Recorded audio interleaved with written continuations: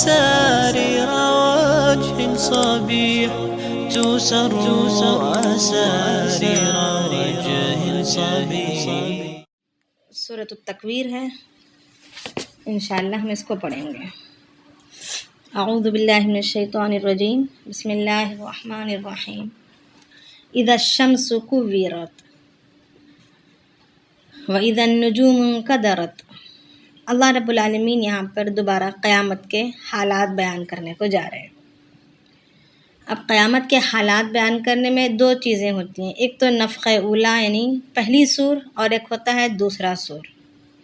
تو جب پہلا سور جب پھونکا جاتا ہے تو ہر چیز تہس نہس ہو جاتی ہے، ٹوٹ پھوٹ جاتی ہے، جنات اور انسان اور ساری مخلوق جو ہے پریشان، اور اس کی موت بھی واقع ہو جاتی ہے نا.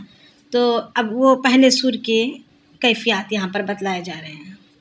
اذا الشمس کورت، جب سورج کی دھوپ جو ہے یعنی روشنی لپیٹ دی جائے گی، مراد سورج بے نور کر دیا جائے گا. یعنی آج سورج کی روشنی اتنی زیادہ ہے کہ وہ کروڑوں میل دوری سے ہمیں اپنی گرمی اور اپنی روشنی پہنچا رہا ہے. مگر جب قیامت کا دن آئے گا، جب پہلا سور پھونکا جائے گا تو یہ سورج بے نور ہو جائے گا، اس کی روشنی ختم کر دی جائے گی. وَإِذَا النُّجُومُ انْكَدَرَتْ، اور ستارے جو ہیں اور سارے کے سارے ستارے جو آسمان کی رونق بنے ہوئے ہیں، آسمان کے جھومر کہہ لیں، آسمان کا ڈیکوریشن، یہ بھی جو ہے میلے پڑ جائیں گے، یعنی توڑ پھوڑ دیے جائیں گے، گرا دیے جائیں گے یا چلا دیے جائیں گے. وَإِذَا الْجِبَالُ سُيِّرَتْ، اور جب پہاڑ چلائے جائیں گے، یعنی پہاڑوں کو بھی اپنی جگہ سے ہٹا دیا جائے گا، یہ بھی جو ہے چلیں گے یا تو توڑ پھوڑ دیے جائیں گے، روئی کے گالوں کے برابر کی طرح اڑنے لگ جائیں گے، یعنی بس چلائے جائیں گے. اب چلائے جانا سے مراد پورا کا پورا پہاڑ باقاعدہ اپنی پوری جسامت کے ساتھ چل رہا ہے، یہ بات نہیں ہے، بلکہ وہ ریزہ ریزہ ہو کر چل پڑے گا. وَإِذَا الْعِشَارُ عُطِّلَتْ، اور اونٹنی جو 10 مہینے کی گابھن اونٹنی ہوتی ہے اس کو عشار کہا جا رہا ہے. یعنی اور یہ 10 مہینے کی جو گابھن اونٹنی ہوتی ہے یہ عرب میں بہت ہی زیادہ پسندیدہ ہوتی ہے. ہر انسان جو ہے اس سے بڑی امیدیں باندھتا ہے کہ دودھ کی اور بچے کی، تو اس کی دم سے چمٹے ہوئے لوگ گھومتے رہتے ہیں، یعنی بس اس کی دیکھ بھال، اس کا پورا پورا خیال، اور بہت ہی زیادہ وہ پسندیدہ سمجھی جاتی ہوتی ہے. تو اب یہاں پر کہا جا رہا ہے کہ وَإِذَا الْعِشَارُ، اور جب گابھن 10 مہینے کی گابھن اونٹنی عُطِّلَتْ چھٹی کر دی جائے گی، یعنی اس کی دیکھ بھال یا اس کی پرواہ ہی نہیں ہوگی. یعنی جب یہ چیزیں پیش آئیں گی، یعنی جب سورج بے نور کر دیا جائے گا، ستارے جو ہے گرا دیے جائیں گے یا ان کی روشنی میلی کر دی جائے گی، اور پہاڑ جو ہے چلا دیے جائیں گے، اور اس وقت جو ہے یہاں تک کہ گابن اونٹنی کا بھی کوئی پرسان حال نہیں ہوگا. وَإِذَا الْوُحُوشُ حُشِرَتْ، اور سارے جنگل کے جانور، وحشی جانور، حشرت میں گڑمڑ ہو جائے گی، گھبراہٹ پیدا ہو جائے گی. حشرت کہتے ہیں گھبراہٹ کو، یعنی گھبراہٹ پیدا ہو جائے گی. اور یہ سب کچھ سارے کے سارے جانور جو انسانوں کو کچھ جانور ایسے ہیں جو انسانوں سے ڈر کر بھاگ جاتے ہیں، کچھ جانور ایسے ہیں کہ انسان ان سے ڈر کر بھاگتے ہیں. مگر جب یہ حالات جب واقع ہونے لگیں گے تو پھر سارے کے سارے جانور ایک جگہ جمع ہو جائیں گے، انسانوں کے پاس ہی آ کر جمع ہو جائیں گے. ہمارے ہیبت کے سمجھ نہیں آئے گا. وَإِذَا الْبِحَارُ سُجِّرَتْ، اور جب دریا جھونک دیے جائیں گے، یعنی دریائیں جو ہے ساری کی ساری یعنی زمین شق ہو جائے گی، زمین شق ہو جائے گی، یعنی زمین میں دراڑ پڑ جائے گی، گڑبڑ ہو جائے گا، زمین میں کیا بولیں گے زلزلے قائم ہوں گے. تو پھر یہ میٹھا پانی کی دریائیں اور نمکین کھارے پانی کی دریائیں سب آپس میں مل جائیں گے. اب میٹھا پانی اور کھارا پانی ساری دریائیں ایک ہو جائیں گے، سارا کا پوری کی پوری دنیا میں پانی بہہ پڑے گا، ان کی سرحدیں، ان کی رکاوٹیں ختم ہو جائیں گی، اور پھر روایتوں میں آتا ہے کہ سورج کو یہ جو بے نور کر دیا جائے گا، جو بولا جا رہا ہے کہ سورج کی دھوپ کو بے نور کر دیا جائے گا، اس کی تپش کو ختم کر دیا جائے گا، یا تو اس کی روشنی کو لپیٹ دیا جائے گا، جو بھی ہو، روایتوں میں آتا ہے کہ سورج کو اور چاند کو اللہ رب العالمین سمندر میں گرا دیں گے، چاند اور سورج کو سمندر میں پھینک دیں گے۔ اب سمندر سب کے سب پہلے ہی ایک ہو گئے ہوں گے، اور چاند و سورج کو سمندر میں جب پھینک دیے جائیں گے تو پھر اس میں آگ بھڑکے گی، اور سارے کے سارے سمندر آگ کے انگارے اور آگ کے انگاروں کا نمونہ بن جائیں گے۔ تو یعنی اور ایک روایت میں آتا ہے کہ سارے چاند اور سورج کو سمندر میں پھینک دیا جائے گا، پھر آگ سلگ جائے گی۔ کچھ روایت میں آتا ہے کہ چاند اور سورج کو جہنم میں گرا دیا جائے گا، جہنم میں پھینک دیا جائے گا۔ اب پورے کے پورے سمندر جب آگ بن جائیں گے تو یہی جہنم کا نمونہ ہو جائیں گے، یہی جہنم بن جائیں گے، ہے نا؟ یعنی زمین کے اندر جہنم ہے اور آسمانوں کے اوپر جنت ہے۔ تو اب جب زمین توڑ پھوڑ دی جائے گی اور زمین اپنے اندر کی ساری چیزوں کو اگل دے گی اور زلزلے قائم ہو جائیں گے، زمین شق ہو جائے گی اور سارے سمندریں ایک ہو جائیں گے، تو پھر زمین کے اندر جو پانی کی تہ ہے، پانی کی تہ کے بعد آگ کی جو تہ ہے، یعنی جس کو ہم سمندر بھی کہتے ہیں، یا تو باقاعدہ کہا جاتا ہے کہ پانی کے تہ کے اندر باقاعدہ جہنم کے یعنی آگ کے جو کنویں ہیں، جس کو دوسری زبان میں دوسرے طور پر جہنم کہا جائے، تو وہ اس کے اوپر تانبے کے ڈھکن لگے ہوئے ہیں، یعنی ان کے منہ بند کیے ہوئے ہیں تانبے کے برتن، تانبے سے وہ سب کا سب کچھ پھٹ جائے گا، اس کو ہٹا دیا جائے گا، ڈھکنوں کو کھول دیا جائے گا، تو پھر پوری کے پورا سمندر جو ہے ایک ہو کر جہنم بن جائیں گے۔ بہرحال جس اعتبار سے بھی کہا جائے، سمندر میں چاند و سورج کو پھینکیں یا جہنم میں پھینکیں، دونوں بات ایک ہی ہے۔ اب یہاں دوسری بات یہاں پر کہا جا رہا ہے کہ وَإِذَا الْبِحَارُ سُجِّرَتْ، یعنی جب دریا جھونک دیے جائیں گے یا تو پھر آگ بنا دیے جائیں گے یا سوکھ جائیں گے، پانی نہیں ہوگا۔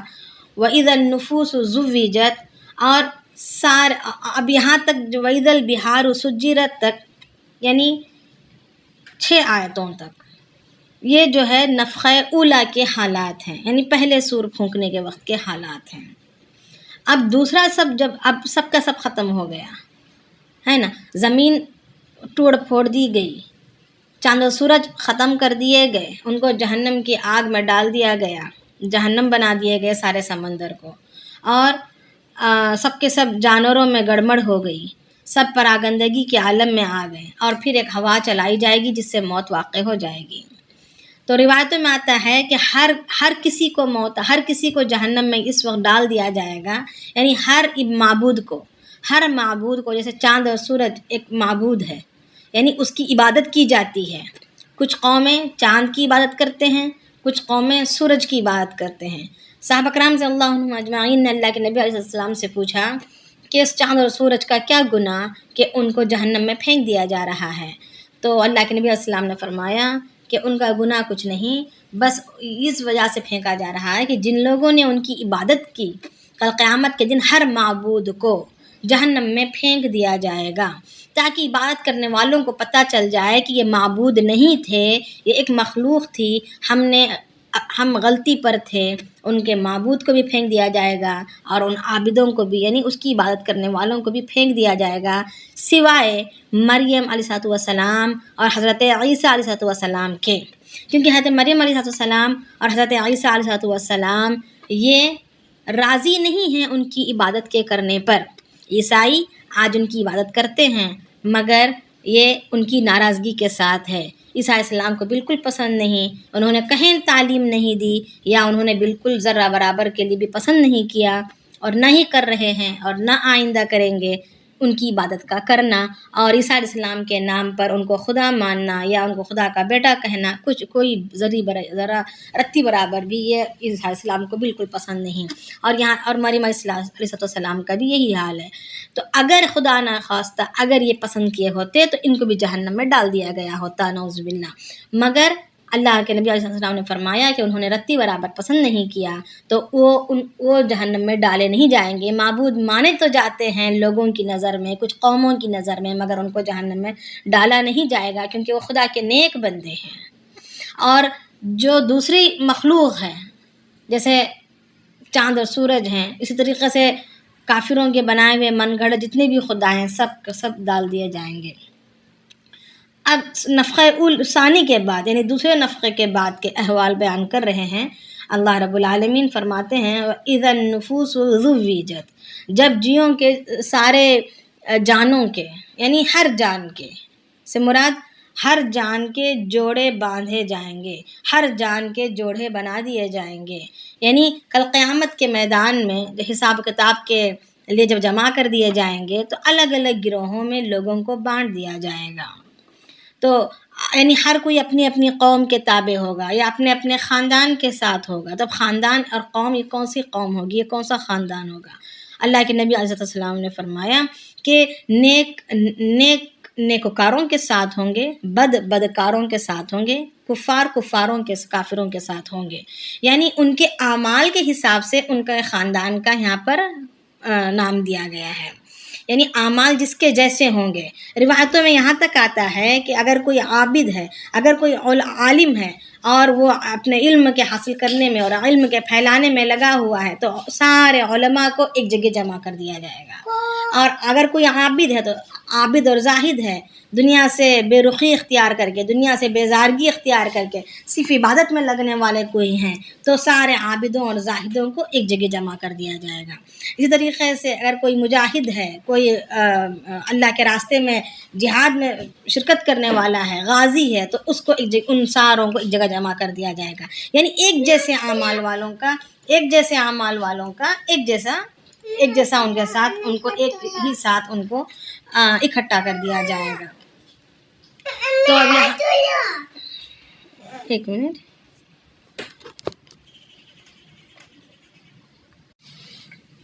تو سب کے سب، اور اسی طریقے سے بدکاروں میں بھی چوری کرنے والے، یعنی چوری کرنے والے، ڈکیتی کرنے والے سبوں کو ایک جگہ جمع کر دیا جائے گا۔ اسی طریقے سے اخلاقی برائیاں اگر کسی میں ہیں تو سارے اخلاقی برائیوں والوں کو ایک جگہ جمع کر دیا جائے گا۔ کوئی کافروں میں ہی کوئی خوش اخلاق والے ہیں تو ان کو ایک جگہ جمع کر دیا جائے گا، یعنی ہر ایک کو ان کے اعمال کے اور اخلاق کے اعتبار سے جمع کر دیا جائے گا۔ تو یہاں پر وہی بات بولی جا رہی ہے کہ سارے جانوں کو، یعنی اسی طریقے سے جناتوں میں بھی اور انسانوں میں بھی، تو سارے جانوں کو کے جوڑے باندھ دیے جائیں گے۔ وَإِذَا الْمَوْءُودَةُ سُئِلَتْ، اور ہر موعودہ سے، یعنی موعودہ یعنی زندہ دفن کی ہوئی لڑکی، زندہ دفن کی ہوئی بیٹی سے سوال کیا جائے گا کہ بِأَيِّ ذَنبٍ قُتِلَتْ، کہ کس گناہ کی وجہ سے تجھ کو قتل کیا گیا۔ یعنی ایک تو سب کو جمع کر دیا جائے گا، اور دوسرا حساب کتاب کے لینے کے وقت میں ویسے ہر گناہ کا حساب لیا جائے گا، ہے نا۔ سورہ واقعہ میں بھی ہم انشاءاللہ ہم پڑھیں گے کہ وہاں پر یہ بتلایا جاتا ہے کہ قیامت کے میدان میں 3 عدالتیں ہوں گی، ہے نا، 3 گروہوں میں منقسم کیا جائے گا، تقسیم کر دیا جائے گا۔ ایک سیدھے ہاتھ والے ہوں گے، ایک سابقین ہوں گے، یعنی ایک اولین ہوں گے، ایک سابقین ہوں گے۔ سابقین یعنی نیکیوں میں آگے بڑھنے والے، تو وہ تو بغیر حساب کتاب کی جنت میں داخل ہونے والے ہوں گے۔ اور دائیں ہاتھ میں جن کے نام اعمال دیے جائیں گے وہ حساب کتاب ان کا ہوگا، اور ان کے نیکیوں کو اور ان کے گناہوں کو تولا جائے گا، اور نیکیاں جب بھاری پڑ جائیں گی، نیکیاں زیادہ ہو جائیں گی تو پھر ان کو جنت کا پروانہ ان کے سیدھے ہاتھ میں دے دیا جائے گا۔ اور ایک ہوں گے بائیں ہاتھ والے، جن کے نام اعمال بائیں ہاتھ میں دیے جائیں گے۔ تو اس طریقے سے تو اب یہاں پر اور کل قیامت کے دن سب سے پہلے آتا ہے کہ نعمتوں میں صحت کے بارے میں سوال کیا جائے گا، اعمال میں نماز کے بارے میں سوال کیا جائے گا، ہے نا۔ تو ویسے وہ تو حساب کتاب کا ہی دن ہے، وہاں پر سوالات ہی سوالات ہوں گے، حساب ہی حساب لیا جائے گا، مگر یہاں پر اس صورت میں اور ان آیات میں کسی اور سوال کے بارے میں نہیں کہا گیا، بلکہ خصوصیت کے ساتھ صرف اور صرف ایک بات کے بارے میں یہاں پر ذکر کی گئی ہے، وہ یہ کہ زندہ دفن کی جانے والی لڑکیاں کے بارے میں سے سوال کیا جائے گا۔ تو کیا وجہ بنی کہ دوسری سارے کے سوالات نہیں ہوں گے، یا ان کا ذکر کیوں نہیں کیا گیا؟ ان کا ذکر یہاں پر اس لیے نہیں، یہاں پر یہ بات اس لیے لائی گئی کہ یہ زندہ دفن کی ہوئی لڑکی ایک تو چھپ کر کیا جانے والا یہ عمل ہے خفیہ طور سے، کہ عربوں میں یہ زمانہ جاہلیت میں یہ دستور تھا کہ اگر کسی گھر لڑکی پیدا ہوتی تو وہ عیب سمجھی جاتی، تو عیب کی وجہ سے وہ لوگ کسی کو ظاہر نہیں کرتے ان کے پاس لڑکی کا ہونا، وہ فوراً زندہ اپنی لڑکی کو دفن کر دیتے۔ اگر کسی نے چھپ چھپا کے بھی اگر بچا کر اگر پال بھی لیا ہے، ماں نے اگر مامتا میں بچی کو سنبھال بھی لیا، پال بھی لیا، تو کچھ بڑی ہو جائے اور پتہ چل جائے کہ فلانی کی میری بیٹی ہے، تو فوراً باپ جو ہے اس کو لے جا کر دفن کر دے گا، زندہ دفن کر دیا جاتا تھا۔ اب اللہ کے دین اسلام کی محبت اور شریعت، ہماری شریعت نے اور اللہ کے نبی علیہ السلام کی کے دین نے اس گندے اور اس باطل چیز کو ختم کر دیا۔ تو اب اللہ رب اللہ اب وہاں پر اس کا نہ کوئی گواہ ہے، اس کے دفن کیے جانے کا کوئی گواہ ہے، اور نہ ہی اس کا کوئی پرسان حال ہے، یعنی اس کے جانب سے کوئی لڑنے والا ہے کل قیامت کے دن، نہ ہی اس کے بارے میں کوئی سوال کرنے والا ہے، کوئی نہیں ہے۔ خود والدین نے دفن کیا ہے تو اس کے بارے میں لڑے گا کون؟ اور کوئی گواہ بھی نہیں آنکھوں سے دیکھا ہوا ہے، کیونکہ چھپ چھپا کر یہ دفن کی گئی ہوئی باتیں ہوا کرتی تھی۔ تو اب یہاں پر اللہ رب العالمین یہاں پر یہ بتلا رہے ہیں کہ بالکل جس کا نام و نشان نہیں، جس کا گواہ بھی نہیں، جس کی جانب سے کوئی لڑنے والا بھی نہیں، ایسے معاملات بھی کل قیامت میں اٹھائے جائیں گے، کیونکہ اللہ رب العالمین ہر ڈھکے اور چھپے حالات سے واقف ہیں، وہ ہر چیز کو دیکھ رہے ہیں۔ تو اللہ رب العالمین کی پاک بارگاہ میں جب عدالت قائم کر دی جائے گی تو اللہ رب العالمین جب حساب کے لیے بیٹھیں گے تو ایسے ڈھکے چھپے معاملات کو بھی اٹھائیں گے، اور اس لڑکی سے خود پوچھا جائے گا کہ کس گناہ کی وجہ سے تجھ پر ظلم کیا گیا، تجھ کو دفن کر دیا گیا۔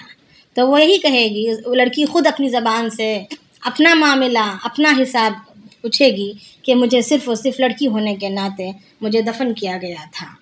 تو یعنی پھر اس کا حساب لیا جائے گا، یعنی پھر ان قتل کرنے والوں سے اس کا بدلہ لیا جائے گا۔ وَإِذَا الصُّحُفُ نُشِرَتْ، اور جب نام اعمال کھولے جائیں گے، نام اعمال کھولے جائیں گے، یعنی نام اعمال کا دفتر جو ہے ہم لکھوا رہے ہیں، ہم ہر گھڑی ہر سیکنڈ ہماری ہی کارستانیاں لکھوا رہے ہیں، فرشتے لکھتے جا رہے ہیں، ہماری ہر حرکت کو لکھ رہے ہیں، ہماری ہر نظر کو لکھ رہے ہیں، ہماری ہر سوچ کو، ہمارے ہر ارادوں کو لکھ رہے ہیں۔ اب وہ چیزیں جو ہے اب وہ لپیٹ کر رکھی جا رہی ہیں، کل قیامت کے دن وہ کھول کر ہمارے سامنے لائی جائیں گی۔ وَإِذَا السَّمَاءُ كُشِطَتْ، اور جب آسمان کا لباس اتار دیا جائے گا، یعنی آسمان پھٹ جائے گا یا آسمان کھول دیا جائے گا۔ وَإِذَا الْجَحِيمُ سُعِّرَتْ، اور دوزخ بھڑکا دی جائے گی، اور دوزخ کیا ہوگی؟ بھڑکا دی جائے گی، یہی کہ جہنم کو لایا جائے گا، اور پوری کے پوری دنیا کی جتنے بھی سمندر ہوں گے، ویسے بھی دنیا میں زمین پر 70% تو پانی ہی ہے، اب یہ سارا کا سارا جب آگ بن جائے تو کیا عالم ہوگا۔ تو جہنم بھڑکا دی جائے گی۔ وَإِذَا الْجَنَّةُ أُزْلِفَتْ، اور جنت کو قریب لایا جائے گا یا جنت کو مزین کر کے لایا جائے گا۔ عَلِمَتْ نَفْسٌ مَّا أَحْضَرَتْ، اور ہر جان یعنی چاہے وہ جناتوں میں سے ہو یا انسانوں میں سے ہو، ہر جان لے گا جو وہ لے کر آیا ہے۔ ہر جان جو ہے جان لے گا کہ وہ اپنے ساتھ کیا توشہ لے کر آیا ہے۔ مکانات، بنگلے، دنیا کی کرسیاں، دنیا کی زیب و زینت، دنیا کے عہدے، دنیا کی ہماری منچاہی زندگیاں، کیا یہ ہمارے کام آ جا رہی ہیں، یا اپنے نفس کو مار کر، اپنے خواہشات کو مار کر، دنیا والوں کی میری تیری کو برداشت کرتے ہوئے، اپنے نیند اور اپنے راحت کو برداشت کر کے، اپنی خواہشات کو قربان کر کے جو چیزیں ہم کیے تھے کیا وہ کام آ رہی ہیں، یہ پتہ چل جائے گا۔ علمت نفس، جان لے گا ہر جاندار، ہر جان، ما احضرت، جو وہ ساتھ لے آیا ہے۔ فلا اقسم بالخنس الجوار الکنس، اللہ تعالیٰ قسم کھا رہے ہیں ان 5 ستاروں کی جو چلتے یعنی ایک رخ پر چلتے ہیں، پھر اس کے بعد اچانک سے اپنا رخ بدل کر واپس کو چلنا شروع کرتے ہیں، یعنی مشرق سے مغرب کی طرف چلتے رہتے ہیں، پھر فوراً رخ بدل دیتے ہیں، اللہ تعالیٰ کے حکم سے، اللہ تعالیٰ کی منشا سے، اور ان کو پھر وہ اپنا رخ مشرق سے مغرب کی طرف، کبھی مغرب سے مشرق کی طرف، یعنی ان کا روٹیشن کا جو سرکل ہے کبھی کلاک وائز یا اینٹی کلاک وائز بدلتا ہے۔ ایسے ستارے 5 ہیں، ان کو خمسہ متحیرہ بھی کہا جاتا ہے، جیسے زحل ہے، مشتری ہے، عطارد ہے، مریخ ہے، زہرہ ہے۔ اب اس کے بارے میں سائنسدانوں کا اور فلسفہ کاروں کے الگ الگ خیالات ہیں، مگر اصل وجہ تو اللہ ہی جانتے ہیں۔ مگر اللہ رب العالمین نے ان ستاروں کی یہاں پر قسم کھائی ہے کہ میں قسم کھاتا ہوں پیچھے ہٹنے والوں کی، یعنی وہ واپس الٹ راستہ چلنے والوں کی، الجوار الکنس، سیدھے چلتے چلتے اچانک پلٹنے والوں کی میں قسم کھاتا ہوں، واللیل اذا عسعس، اور رات کی جب وہ پھیل جائے، یعنی قسم کھا رہے ہیں رات کی جب پھیل جائے، والصبح اذا تنفس، اور قسم کھا رہے ہیں صبح کی جب کہ وہ دم بھرے، یعنی سانس لے، انہ لقول رسول کریم، بے شک وہ، یعنی یہ کلام، یہ باتیں، یعنی قرآن، یہ جو کچھ اوپر سے بیان کیا گیا ہے، یعنی قرآن کریم میں جتنی بھی آیات ہیں، اب خصوصاً یہاں پر مخاطب تو ان آیات کو ہے کہ جب سورج لپیٹ دیا جائے گا، یعنی وہ بے نور کر دیا جائے گا، ستارے میلے کر دیے جائیں گے یا گرا دیے جائیں گے، پہاڑ چلا دیے جائیں گے، اونٹنیوں کی پرواہ چھوڑ دی جائے گی، سارے جانور گڑبڑ ہو جائیں گے، ہے نا، جتنی بھی باتیں قیامت کے جو حالات، بیٹی سے سوال کیا، موعودہ بیٹی سے، یعنی دفن کی ہوئی بیٹی سے سوال کیا جائے گا، یعنی یہ ساری باتوں کے تعلق سے اللہ رب العالمین فرما رہے ہیں کہ یہ لقول رسول کریم، یہ کس کی بات ہے؟ ایک عزت والے بھیجے ہوئے کی باتیں ہیں، یعنی عزت والا بھیجا ہوا کون ہے؟ جبریل علیہ السلام کو مخاطب کیا جا رہا ہے کہ یہ آیات کس کے ذریعے سے نازل کی گئی ہیں؟ یہ آیات ایک رسول کریم کی جانب سے، یعنی بڑے بزرگ فرشتے کی جانب سے نازل کی ہوئی ہیں، یعنی اس کے ذریعے سے نازل کی ہوئی ہیں، یعنی اس میں کوئی شک و شبہ نہیں ہے کہ کوئی جھوٹ ہو یا ہیرا پھیری ہو یا غلط بیانی ہو، کسی کا اس میں بالکل خدشہ نہیں ہے۔ اچھا، یہاں پر جب بیٹی کے بارے میں سوال کیا جائے گا، یہاں پر بہت سارے مسائل، یہاں پر علماء کرام ہماری شریعت میں بہت سارے مسائل اس آیت کے ذریعے سے استنباط کیے جاتے ہیں۔ کچھ یہ ہیں کہ اگر 4 مہینے کا حمل اگر مار دیا جائے، 4 مہینے کے بعد اگر حمل کو ختم کر دیا جائے، اگر کوئی جانی نقصان کا مسئلہ ہو تو وہ بات اور ہے، مگر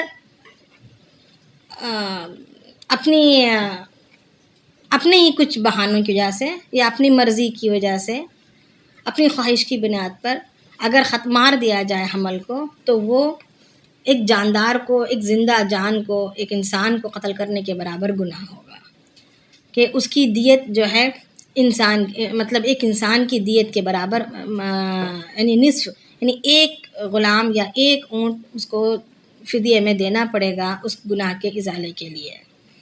اگر بچہ پیدا ہو جائے اور اگر کسی نے حاملہ عورت کے پیٹ پر ضرب لگائی یا مارا کسی وجہ سے، یا کسی بھی جھگڑے وغیرہ کی وجہ سے دھکا لگا، کچھ بھی ہوا کسی کی وجہ سے، اگر کچھ معاملہ پیش آیا اور اس کا حمل وضع ہو گیا، تو وہ جو ہے، یعنی جس کی وجہ سے یہ بات پیش آئی تھی وہ قاتل کہلایا جائے گا، اور اس کو جو ہے آخرت کا اگر آخرت کے عذاب سے بچنا ہو تو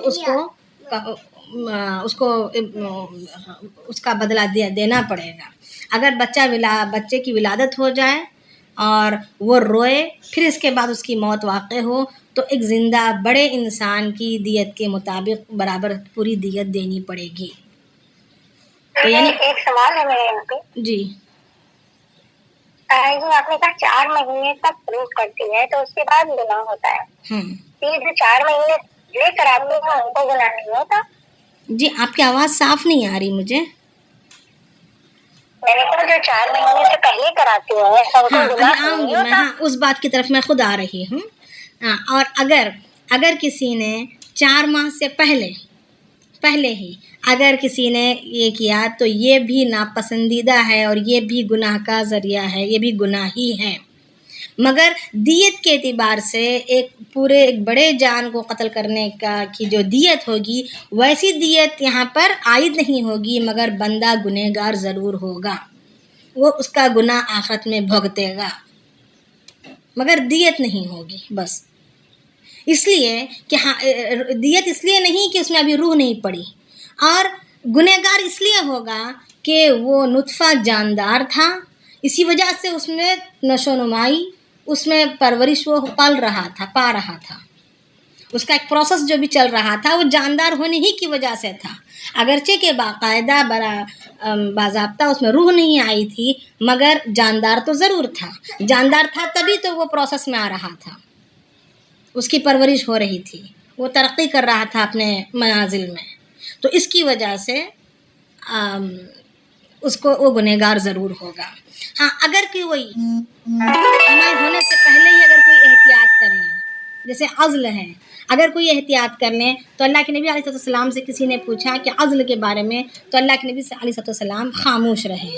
اب خاموش رہنے کی کئی وجوہات ہیں، ایک تو یہ کہ مطلب اللہ کے وسلم نے یہ بھی فرمایا ہے کہ عزل کا کرنا یہ چھپا قتل کا کرنا ہے، خفیہ قتل کا کرنا ہے، کیونکہ وہ بھی جاندار ہی تھے، ہاں، نطفے کے اندر جاندار چیزیں ہی تھی، جاندار جان تھا، تو وہ خفیہ قتل ہے، مگر خاموشی اس لیے کی گئی، ناپسندیدہ کیا اس کو قرار دیا گیا، اور مگر گناہ اس لیے گناہ کی وجہ سے گناہ کے بارے میں منہ نہیں کھولا گیا، یعنی صراحتاً کوئی بات یہاں پر بولا نہیں گیا، وجہ یہ کہ ایک تو وہ وجود میں آنے کو موقع نہیں ملا، دوسرا کسی ضرورت کے تحت اگر کوئی انسان یعنی وقت لینے کے لیے اپنے کسی حکمت کے ذریعے سے، یعنی طبیعت کا مسئلہ ہے یا چھوٹے چھوٹے بچے ہیں، اب ان کی تعلیم و تربیت میں نقصان پیدا ہو جائے گا، الجھن پیدا ہو جائے گی، اس لیے ہم کچھ وقفہ لینا چاہتے ہوں، 2 سال 3 سال 4 سال وقفہ لینا چاہتے ہیں، یا کمزوریاں بہت زیادہ ہیں، اگر دنیا میں اگر بچہ وجود میں آ جائے یا حمل ہو جائے تو پھر طبیعتیں اور بگڑ جائیں گی اور مسائل کھڑے ہو جائیں گے، یعنی اس ایسی کچھ وجوہات کی وجہ سے، تعلیم و تربیت کی وجوہات ہیں یا صحت کی وجوہات ہیں، کسی وجہ سے اگر کوئی انسان، اگر کوئی بندہ اپنے آپ کو روک رہا ہے، پرہیز کر رہا ہے، تو یہ اس کی اجازت ہے، مگر مکمل طور سے بالکل نسل کو قطع کرنا، یعنی ختم کرنا، اس کے دروازے ہی بالکل بند کر دینا، یہ حرام ہے۔ یہاں پر خاموشی اسی لیے اختیار کی گئی کہ وجوہات کی وجہ سے، مگر وجود میں حمل کے ٹھہرنے کے بعد اگر کوئی بندہ دوسرے مہینے میں، تیسرے مہینے میں، 4 مہینے سے پہلے اگر حمل کو وضع کر دے، یعنی گرا دے، تو گنہگار ضرور ہوگا، اگر 4 مہینے کے بعد گرائے تو اس کو دیت دینا اس پر واجب ہوگا، یہ بات ہے، یعنی 3 الگ الگ چیزیں ہیں۔ آ گیا سمجھ میں؟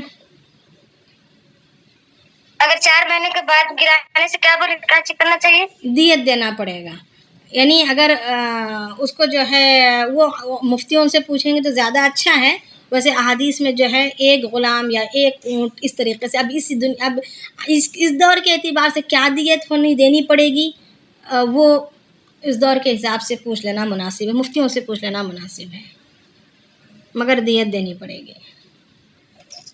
اور اگر کسی وجہ سے دھکا وغیرہ لگ گیا کسی کی وجہ سے، یا ضرب لگا،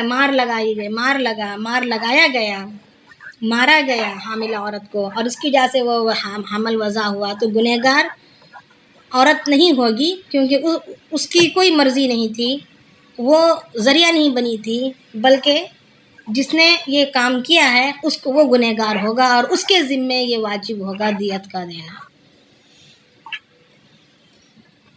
ٹھیک ہے، السلام علیکم ذاکرہ جی، میرا بھی ایک سوال ہے، اکثر ہے نا یورین پازیٹیو آتے ہی 36 دن کے اندر ہی بڑے لوگ اس کو ابارشن کرنا چاہتے ہیں، جی، کیا یہ بھی، کیونکہ 40 دن کو اکارڈنگ ٹو سائنٹیفک ٹیکنالوجی 40 دن کے بعد میں بچے کے ہارٹ میں ہارٹ ریٹ بڑھتی ہے، جی، تو اس سے پہلے اگر جیسے پازیٹیو آئے اگر اس کو ہٹا دیں تو اس سے کیا ہوگا؟ وہی گناہ ہو، اب وجوہات دیکھے جائیں گے، طبیعت کا مسئلہ ہو یا ڈسٹینس کس وجہ سے لینا چاہ رہے ہیں، کمزوری کی وجہ سے یا پرورش کے اعتبار سے، تو پھر وہ ان حساب سے دیکھ کر فیصلہ ہوگا. وہی جیسے اب آپریشن سیزرین ہوا ہے، جی پیچھے ہی انجانے طور پہ اگر وہ پریگنٹ ہو گئی تو جی فوراً جیسے 36 دن کے اندر ہی پتہ چل جاتا ہے، یورین پازیٹیو آتا ہے، جی جی تو فوراً اس کو اگر یہ کر دیں تو اس کا کوئی مسئلہ ہے کیا؟ نہیں مسئلہ میرے نہیں ہے. پاس سے اکثر مراد اس طرح طبیعت کے کی وجہ سے پیشنٹ اگر آتے ہو ہیں. تو طبیعت کی وجہ سے اگر ہو، اور اسی طریقے سے اگر کوئی 4 مہینے کا بھی اگر حمل ہو اور وہاں پر بھی اگر طبیعت کے مسائل اگر پیدا ہو جائیں صحت کے، تو اس وقت بھی کوئی گناہ نہیں ہوگا. اچھا، ہاں ورنہ اکثر ایسا ہوتا ہے. اب ہم لوگ جب ان کو دوائیں لکھ کے دیتے ہیں، کچھ کرتے نا، تو ہمارے پر بھی وہ گناہ ہوتا ہے کیا؟ جی جی جی جی جی جی آپ پر بھی اللہ بچائے، آپ پر بھی گناہ ہوگا. نہیں، میں ایکچولی اب میں بند کر دی ہوں. ایسے پہلے کچھ پیشنٹس اس طرح میرے پاس آتے تھے نا، تو میں جی ان کو بتا دیتی تھی کہ اگر 40 دن کے اندر ہے تو ٹھیک ہے، ہاں اس کے بعد میں اگر ہے تو میں کچھ نہیں کرتی تھی ان کا جی جی ٹریٹمنٹ نہیں وغیرہ. وہی ہے، وہ تاکید ان کو یہی کرنی ہے. 40 دن کے اگر اندر بھی ہو تو تاکید یہی کرنی ہے کہ تمہارے کس وجہ سے تمہارا یہ ارادہ ہے، وقفہ تم یہ ہٹانا کس وجہ سے چاہ رہے ہیں. اچھا. ہاں تو اگر وہاں پر بھی وجوہات اگر ہیں تو ٹھیک ہے، نہیں اگر وجہ نہیں ہے، بس ایسے ہی اپنے فائنانشیلی تھوڑا اسٹرانگ ہو جائیں، تھوڑا گھر بنا لیں، تھوڑا بینک بیلنس رہتا ہے نا، تھوڑے پلاننگس، تو اگر یہ ساری وجوہات ہوں تو یہ مناسب نہیں ہے. نہیں صرف ہیلتھ کے ریزن سے اگر کوئی جی جی جی یہ کرے. ہیلتھ کا ہو یا دوسرے چھوٹے معصوم بچے ہوں گود کے، اب ان کی پرورش میں، ان کی صحت میں نقصان آنے کا اندیشہ ہو، ایسی شکل میں شریعت اجازت دیتی ہے، اس کے علاوہ اجازت نہیں دیتی. اچھا، جزاک اللہ خیر. جی جی تو آگے ہم دیکھیں گے. اب یہاں پر کہا جا رہا ہے کہ انہ لقول رسول کریم. ہم آگے پیچھے چلے گئے تھے نا کافی. اس کے بعد ہم نے کیا پڑھا تھا کہ جہنم کو گھسیٹ کر لایا جائے گا، بھڑکا دی جائے گی جہنم، اور جنت کو قریب لایا جائے گا، اور ہر انسان جان لے گا اپنے اپنے لائے ہوئے توشوں کو، لائے ہوئے اعمال کو. فلا اقسم بالخنس. اور اللہ رب العالمین یہاں پر قسمیں کھانے لگے تھے، ہے نا. کس کی؟ 5 ستاروں کی قسمیں کھائے تھے اللہ رب العالمین. کون سے ستارے؟ جو یعنی کبھی کلاک وائز چلتے ہیں، یعنی کبھی مشرق سے مغرب کی طرف چلتے ہیں، کبھی اچانک مغرب سے مشرق کی طرف چلنے لگتے ہیں. ابھی اس کی کیا وجہ ہے خصوصاً ان ستاروں کی قسم کھانے کی، میں پھر بتاتی ہوں. واللیل اذا عسعس. اور قسم کھا رہے ہیں اللہ رب العالمین جب رات کی جب پھیل جائے.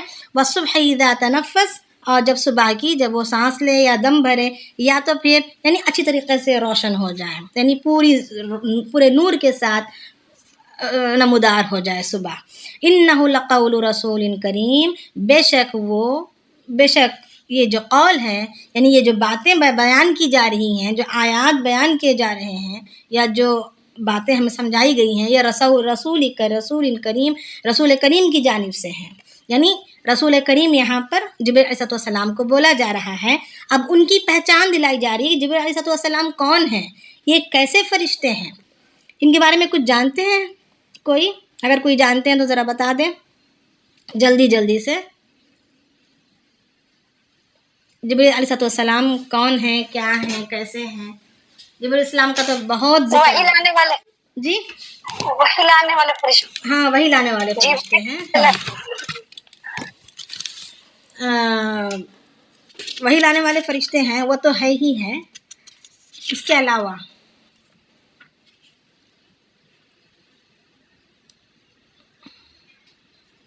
فرشتوں میں سب سے بڑے ہیں، 4 بڑے فرشتوں میں ہاں سب سے بڑے ہیں سب سے بڑے جبریل علیہ السلام. سب کس نے کہا؟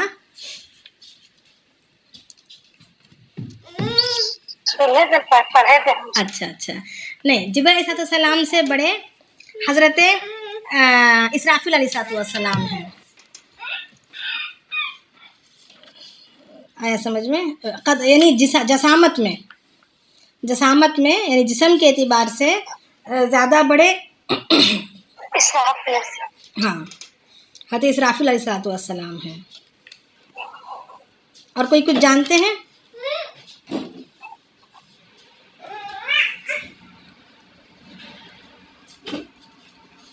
اور کوئی جانتے ہیں تو بتائیں.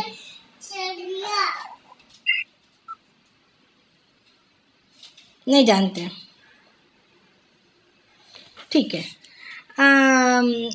حضرت جبرائیل علیہ السلام ان کے اتنے بڑے ہیں کہ ان کے 600 بازو ہیں، 600 پر ہیں، اور ہر پر جو ہے زبرجد یعنی موتی سے بنا ہوا ہے، موتی سے جڑا ہوا ہر پر ہے ان کا. اور اگر وہ اپنا ایک پر کھول دیں تو سارا مشرق ڈھک جائے گا، اور دوسرا پر کھول دیں تو سارا مغرب ڈھک جائے گا. ہم نے سورۃ القدر کے وقت بھی ہم نے شب قدر کی جو بارے میں ہم نے فضائل پڑھے تھے، اس وقت بھی ہم نے سنا تھا، ہم نے پڑھا تھا کہ جبرائیل علیہ السلام جو اپنا 2 پر خصوصی طور پر شب قدر والی رات میں شب قدر میں کھولتے ہیں، جس سے ساری دنیا ڈھک جاتی ہے. تو ان کے 600 بازو ہیں، 600 پر ہیں.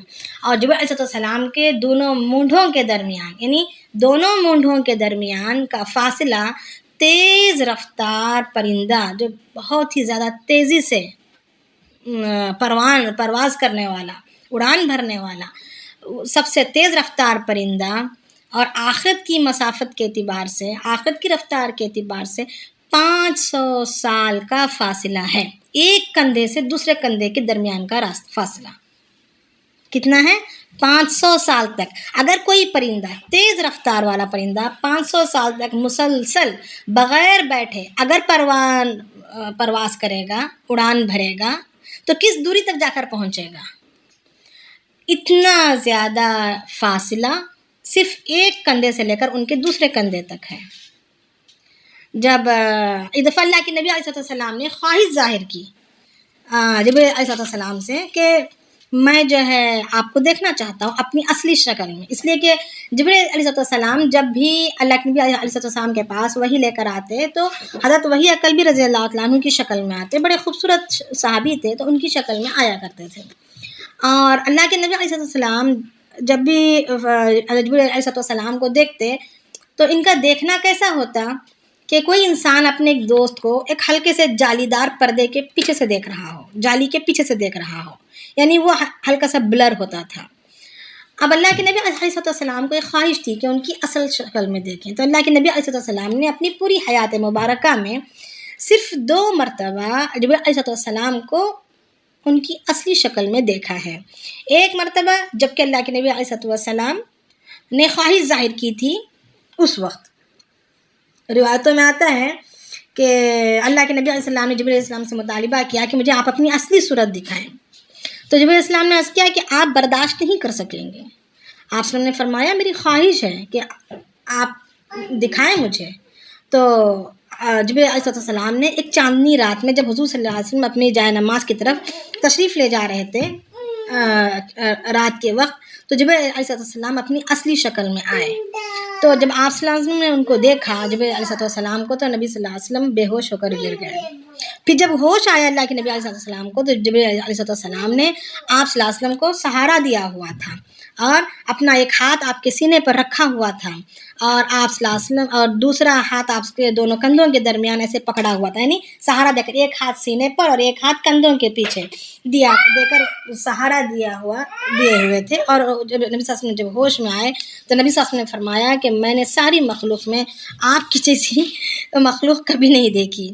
تو جبرائیل السلام نے فرمایا کہ اگر آپ اسرافیل کو دیکھتے تو کیا آپ کی کیا حالت ہوگی. ان کے تو میرے تو 600 پر ہیں، اور ان کے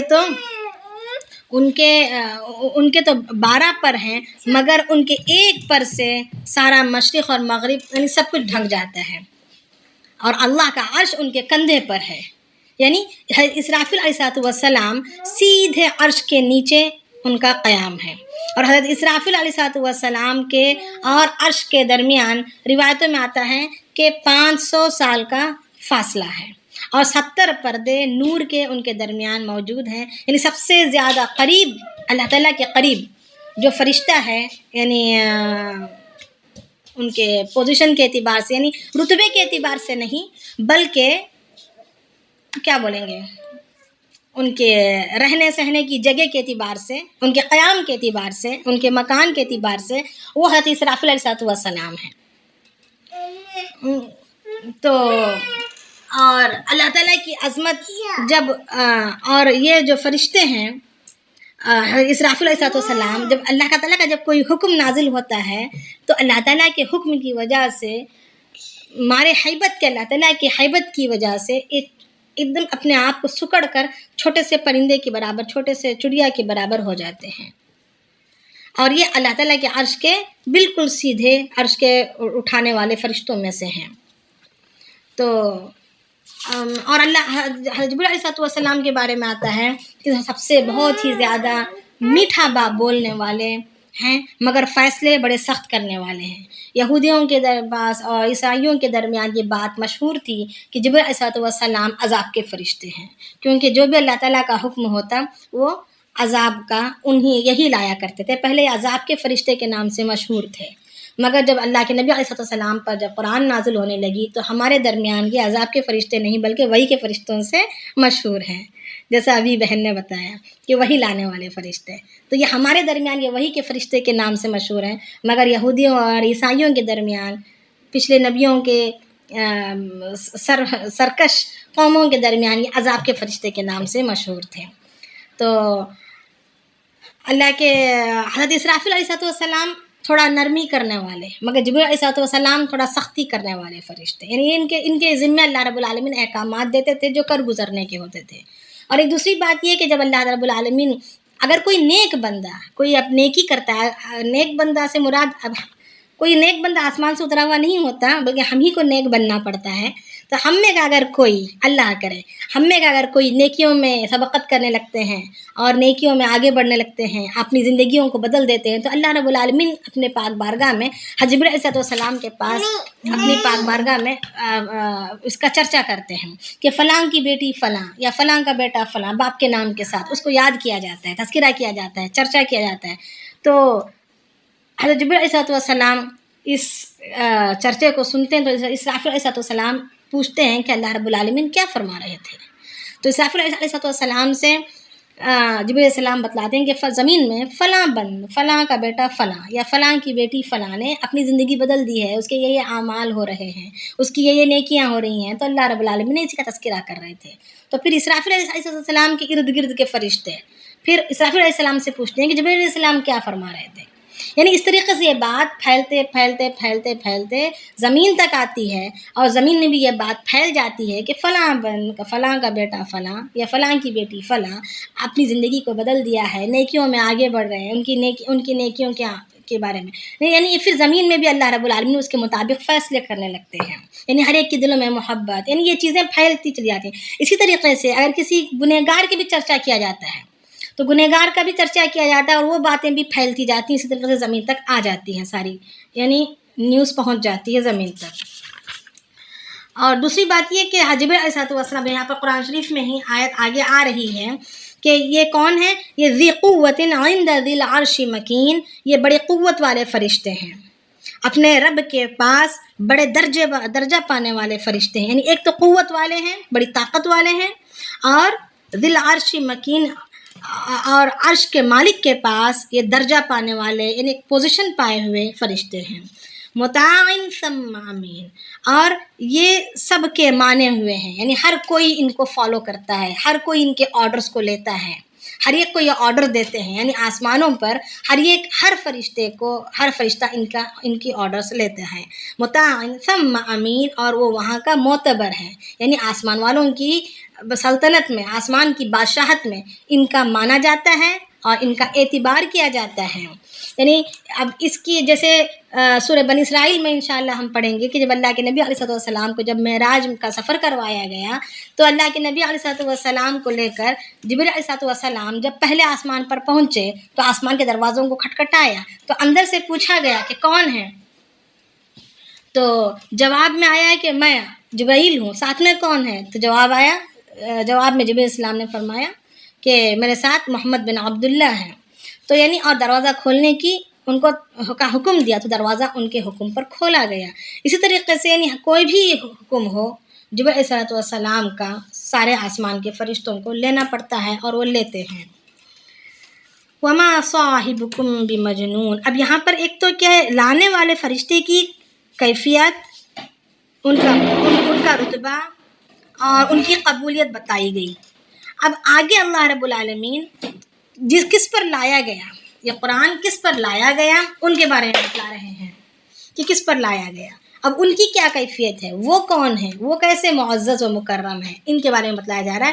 وما صاحبکم بمجنون، اور تمہارا جو ساتھی ہے، یعنی ہم میں کے ہی اللہ کے نبی علیہ السلام کوئی فرشتہ نہیں ہے نا، کوئی فرشتہ نہیں ہے، بلکہ ہم میں کے ہی ایک بشر ہے، تو اسی وجہ سے کہا جا رہا ہے کہ تمہارا ساتھی بمجنون، دیوانہ نہیں ہے کہ اٹھ کر کچھ بھی بکواس بکنے لگ جائیں۔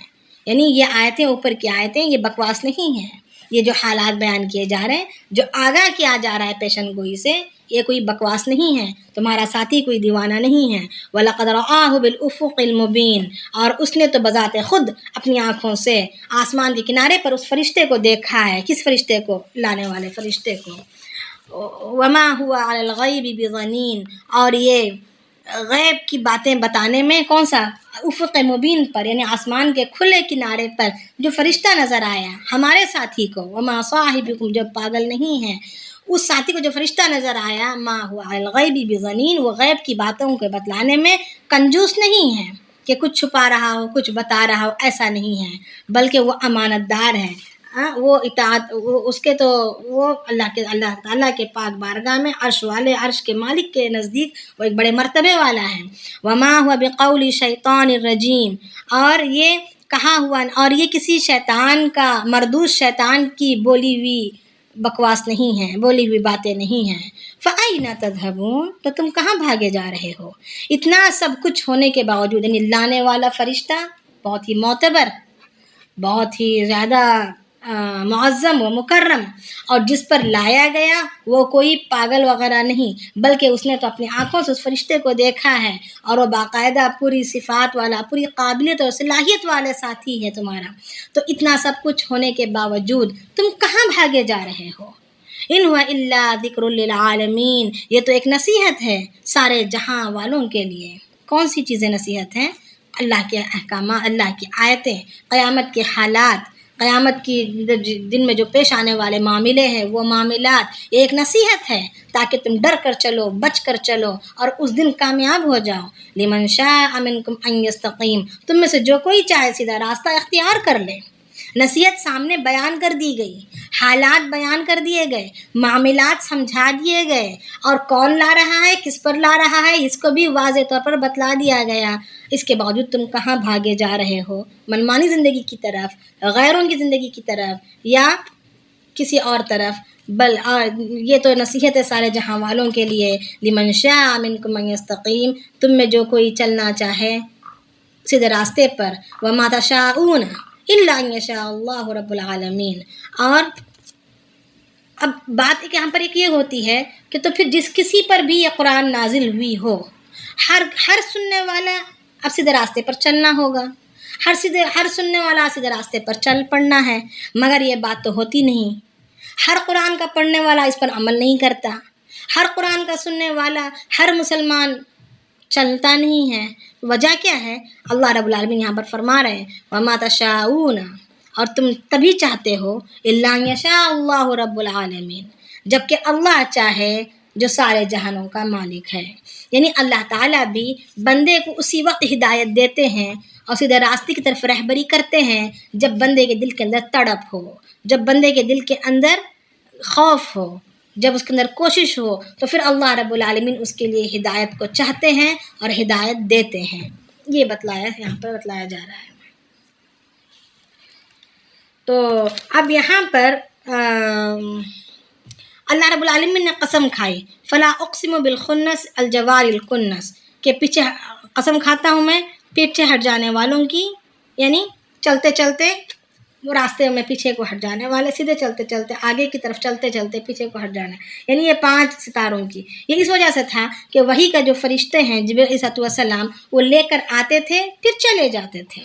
ان کا آنا اور جانا، یعنی ایک راستے پر آنا، زمین کی طرف کا آنا، اور زمین سے اوپر کی طرف کو جانا، تو یہ ان کے آنے جانے سے تشبیہ دیتے ہوئے ان ستاروں کی اللہ رب العالمین نے قسم کھائی ہے کہ جیسے یہ ستارے آگے کی طرف چلتے ہیں پھر پیچھے کی طرف چلنا شروع کر دیتے ہیں.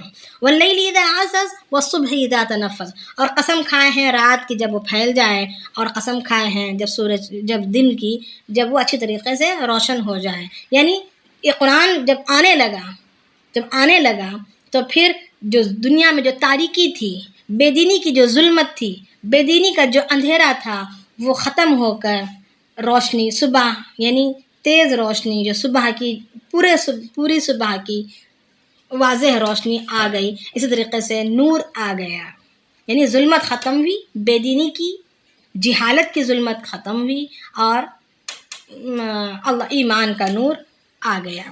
تو یہ اس سے تشبیہ دیتے ہوئے اللہ رب العالمین نے ان چیزوں کی یہاں پر قسم کھائی ہے. تو یہ صورت ابھی ہماری ختم ہوئی. تقال العثار العظام به ويغدو الهوى ككبش ذبيح بذكر الإله تطيب الحياة تسر أسارير وجه صبيح تسر أسارير وجه صبيح.